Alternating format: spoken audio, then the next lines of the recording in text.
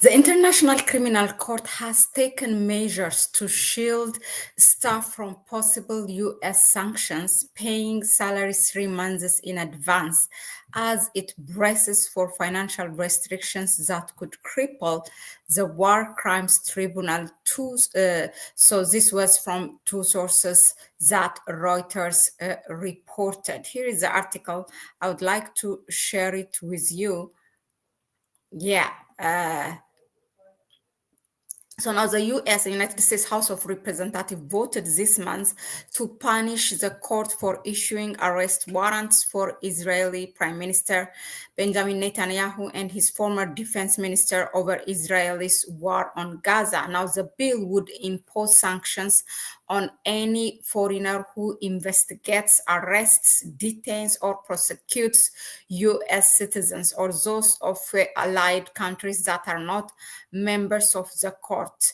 That includes Israel. So while the exact scope of the sanction and the targets are still unclear, the court is preparing for major financial fallouts.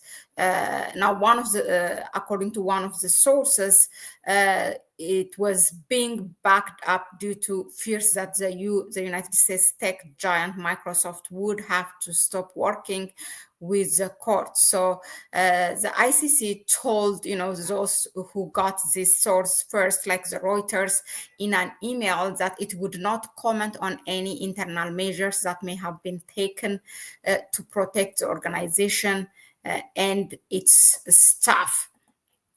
Now, the bill's sponsors said they wanted to vote as soon as possible, which could be next week. But lawmakers have been busy confirming officials for new U.S. President Donald Trump's administration. Now, this will be the second time the court has faced U.S. retaliation as a result of its work. So now, during this new administration in the U.S., during for example, the first administration of Donald Trump in 2020, Washington imposed sanctions on the then prosecutor Fatou Bensouda, and she was from Gambia, one of her top aides over the ICC's investigation into alleged war crimes by American troops in Afghanistan. So now any banks with ties to the United States or who conduct transactions in dollars are expected to have to comply with the sanctions, severely limiting the ICC's ability to carry out financial transactions. Now, the 125-member ICC is a permanent court that can prosecute individuals who are for war crimes, crimes against humanity, genocide, and the crime of aggression against the territory of member states by their nationals. Now, the United States, China, Russia, and Israel are not members, for your information.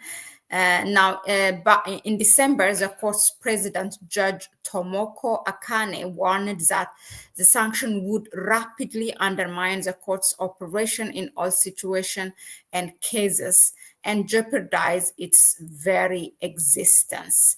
That's why this run as International Criminal Court prepares for possible U.S. sanctions. That's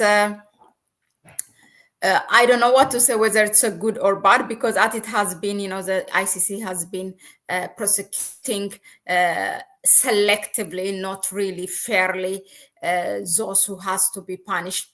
But it was, for the time of its existence, it has been targeting African leaders as opposed to it should serve to the whole world leaders, but it has been very, very biased institution. Let us know in the comment section, what do you think of this move by the US to restrict or to sanction the ICC?